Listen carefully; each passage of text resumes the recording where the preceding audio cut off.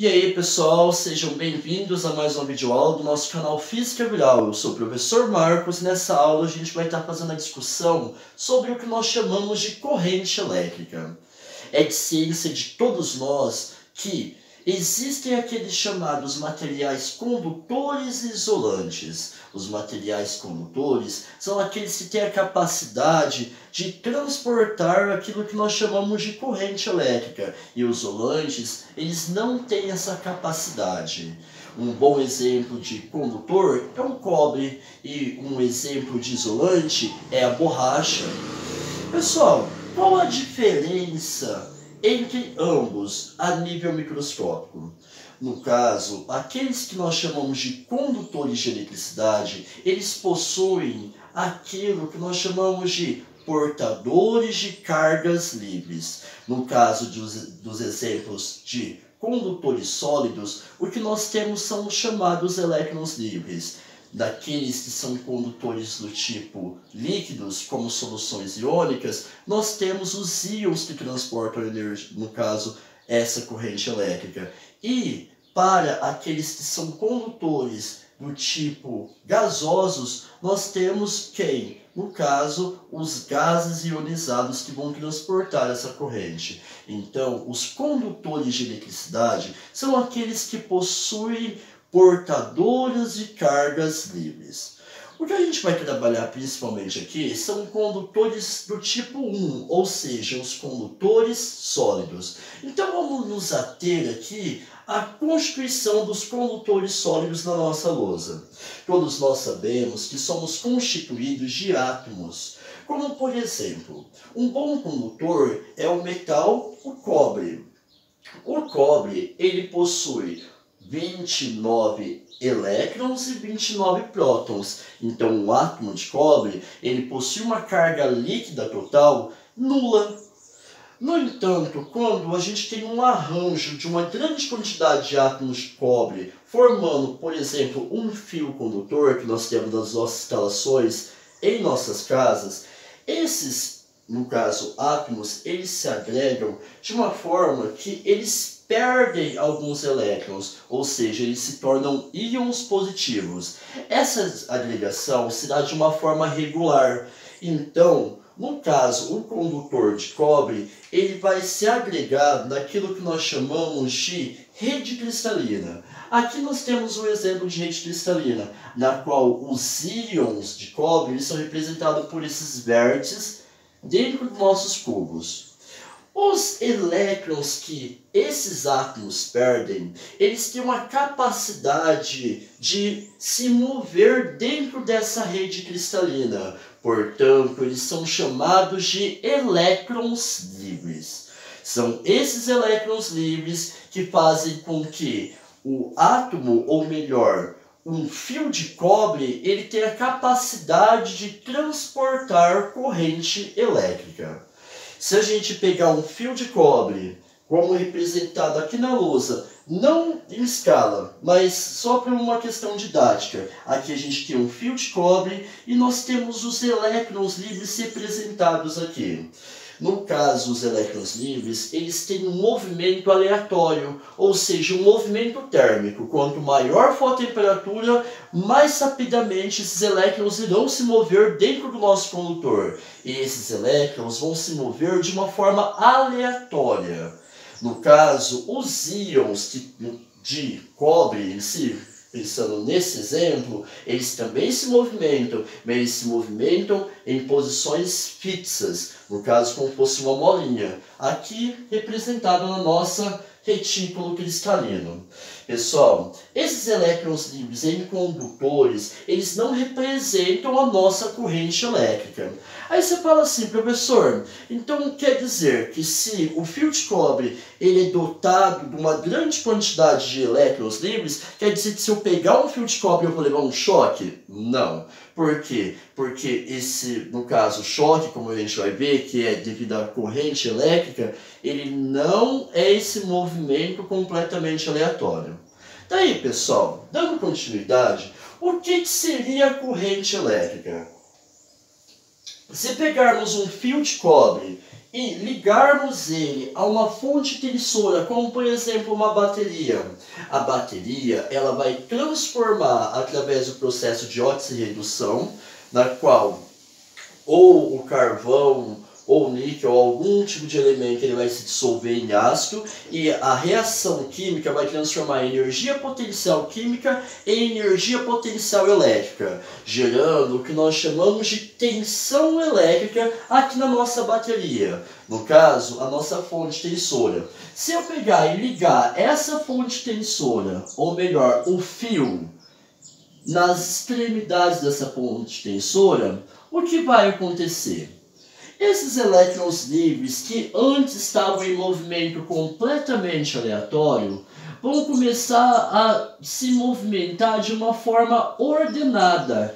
Isso é resultado devido à ação do campo elétrico. Ao ligarmos a fonte tensora nas extremidades de um fio condutor, nós criamos um campo elétrico no sentido no caso do polo positivo para o polo negativo. Esse campo elétrico, no caso, vai ser responsável pelo movimento dessas cargas. Não necessariamente o campo elétrico, mas a interação entre essas cargas elétricas, que são os elétrons livres, e o campo elétrico gerado por essa fonte. No caso, esses elétrons vão começar a se movimentar devido à ação da força elétrica. A força elétrica vai ter esse sentido aqui, sentido contrário do campo, e esse movimento ordenado agora das cargas elétricas, ou melhor, dos elétrons livres, é o que nós chamamos de corrente elétrica.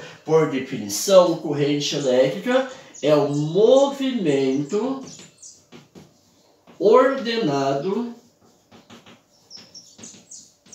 de cargas elétricas. Antes nós tínhamos movimento aleatório desses elétrons livres. A partir do momento que nós estabelecemos uma diferença de potencial U, ou seja, uma tensão elétrica nas extremidades desse fio condutor, os elétrons vão sentir a presença do campo elétrico e eles vão começar a se movimentar de uma forma ordenada, assim estabelecendo o que nós chamamos de corrente elétrica.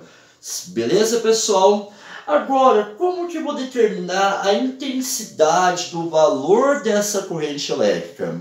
No caso, a corrente elétrica, ela seria determinado pelo fluxo da quantidade de cargas. Se eu pegar esse fio condutor e fazer uma repartição nele, vou desenhar ele novamente aqui. Nós temos um fio condutor. Se eu pegar e fazer um corte transversal nesse fio condutor, eu posso aqui ter uma secção transversal desse fio. Por essa secção transversal, vão passar uma certa quantidade de cargas elétricas, da mesma forma como passa carros através de um pedágio, e nesse pedágio eu posso contar o número de carros. Aqui eu vou contar a quantidade de carga que vai passar em um certo intervalo de tempo, ou seja, a corrente elétrica que eu vou estabelecer aqui, ela vai medir o fluxo de cargas elétricas. E daí, pessoal, a gente vai lembrar do seguinte, então, que a intensidade da corrente elétrica vai medir a variação da quantidade de carga em função do tempo. Detalhe importante, que o fluxo ele mede essa relação entre a quantidade da unidade que está passando em um certo intervalo de tempo.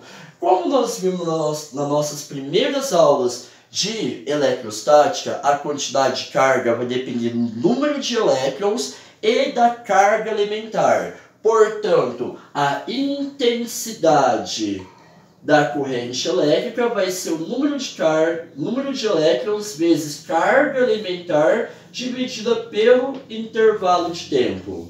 A unidade de corrente elétrica é o coulomb por segundo, que nós chamamos de ampere. Então, a unidade de carga é o Coulomb por segundo, simbolicamente chamado de ampere.